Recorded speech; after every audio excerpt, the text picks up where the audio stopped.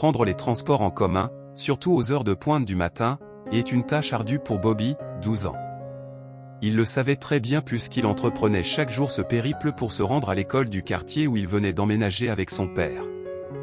Comme d'habitude, Bobby s'est assis près de la fenêtre, écoutant de la musique sur ses écouteurs et gardant les yeux fixés sur son téléphone tout au long de son trajet quotidien. Il était habitué à l'agitation nerveuse des autres passagers, dont beaucoup étaient des employés et des étudiants se précipitant au travail ou à l'école. Or, ce jour-là, en plus des passagers habituels, un inspecteur est monté à bord du bus. Elle portait un uniforme officiel avec un badge spécial sur sa veste. D'une voix assurée, Pamela Brown, l'inspectrice, a appelé les passagers au garde-à-vous et leur a demandé de présenter leurs billets. Pamela travaillait depuis longtemps comme inspectrice au bureau des transports de la ville et ce jour-là, elle était de mauvaise humeur. Les passagers la regardaient nerveusement alors qu'elle commençait à extraire des notes friables du fond de leur sac à main et de leur poche. Comme Bobby avait déjà payé son billet, le ton sévère de l'inspecteur ne l'affecta pas beaucoup. Madame Brown semblait complètement indifférent au garçon avec le sac à dos sur le dos et concentrait son attention sur une jeune femme vêtue simplement et modestement. Elle a demandé à voir la note de la fille, qui a souri timidement et a secoué la tête en réponse. Cela a provoqué la colère de l'inspecteur, qui a crié avec indignation pour que tout le monde dans le bus entende « Qu'est-ce que tu veux dire? Tu n'as pas de billet? Alors tu dois payer l'amende. Quand tu iras au théâtre, je doute que tu oublies tes billets, donc je n'accepterai pas d'excuses ici et je ne ferai pas de crédit, car nous ne contractons pas de prêt. » La jeune femme essaya de discuter, mais Mrs. Brown ne voulait pas renoncer à son pouvoir et est devenue implacable. Elle a continué à réprimander la jeune fille, menaçant d'appeler la police et promettant qu'elle ne la laisserait pas descendre du bus jusqu'à l'arrivée des autorités. Observant toute cette confusion, Bobby enleva les écouteurs et regarda avec pitié la jeune femme. La posture autoritaire de Mrs. Brown l'a laissée en larmes. Pendant que la situation se déroulait, le garçon a pris conscience de la situation de la fille, qui était émotionnellement secouée par l'oubli de son portefeuille et l'impossibilité de payer l'amende infligée. Il a continué à faire plus chaud jusqu'à ce que Bobby s'approche de l'inspecteur et lui remette de l'argent pour aider la jeune femme. Il dit calmement en tendant une note froissée, « Tiens, prends ça, ça devrait suffire. » L'inspecteur a répondu grossièrement en disant que ce n'était pas la responsabilité de Bobby de sauver les tricheurs. Cependant, Bobby est resté ferme dans sa décision. Après avoir hésité quelques secondes, l'inspecteur a accepté l'argent, mais a fait un commentaire sarcastique sur la naïveté du garçon. Bobby ignora les railleries, ajusta calmement les bretelles de son sac à dos et se prépara à partir. À sa grande surprise, la jeune femme le suivit et le remercia pour sa gentillesse. Elle a expliqué que sa voiture était en panne et qu'elle avait laissé sa carte de crédit dans la boîte à gants. Elle a insisté pour le rembourser, lui tapant sur l'épaule en signe de remerciement.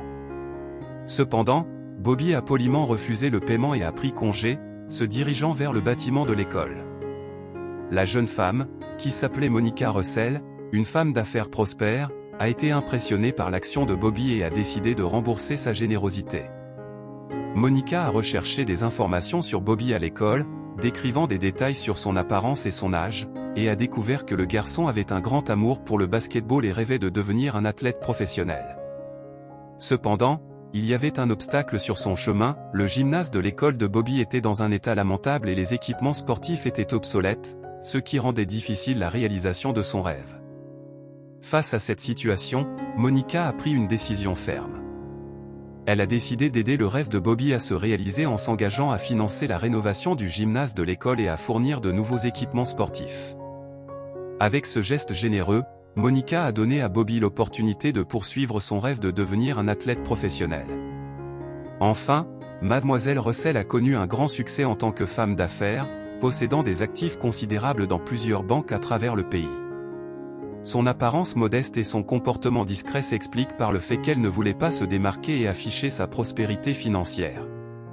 Elle se souvient très bien des débuts de son entreprise, lorsqu'elle devait épargner méticuleusement pour réussir.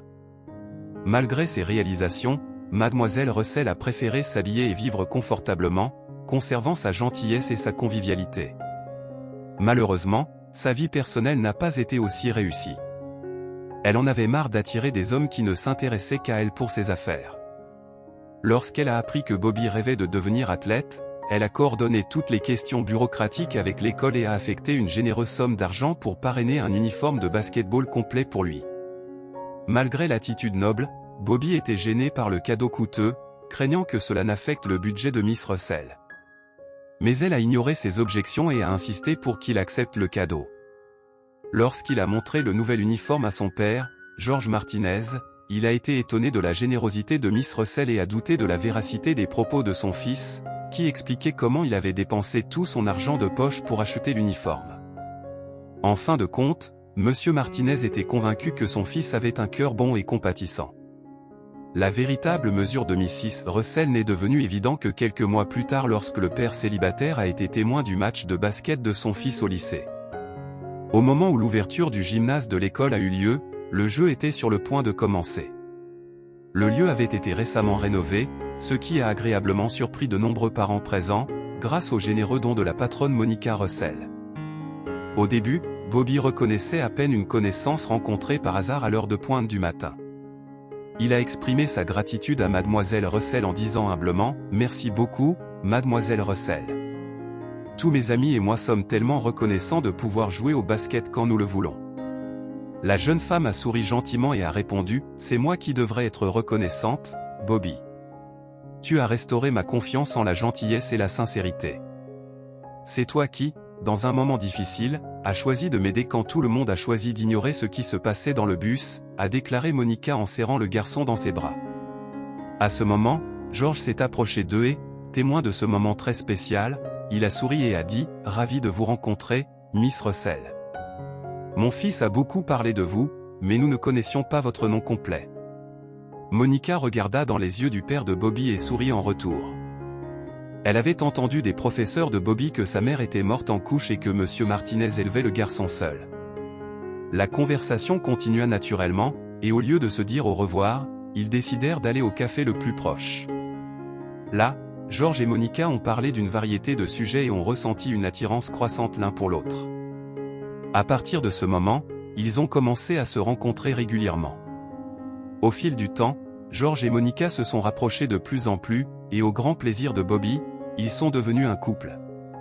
Bien sûr, le garçon ne pouvait pas imaginer que son acte de gentillesse en payant le billet de quelqu'un sans billet se traduirait par sa nouvelle mère aimante et une relation amoureuse pour son père. Il n'a pas fallu longtemps à George pour proposer à Monica, et elle a accepté avec enthousiasme. Le petit Bobby sourit encore plus en apprenant que George et Monica, qu'il aimait tant, allaient bientôt se marier. Ainsi, de nombreux événements joyeux attendaient la famille Martinez après leur mariage, dont la naissance de leur fils Davy et les exploits sportifs de Bobby, qui a choisi de devenir basketteur professionnel.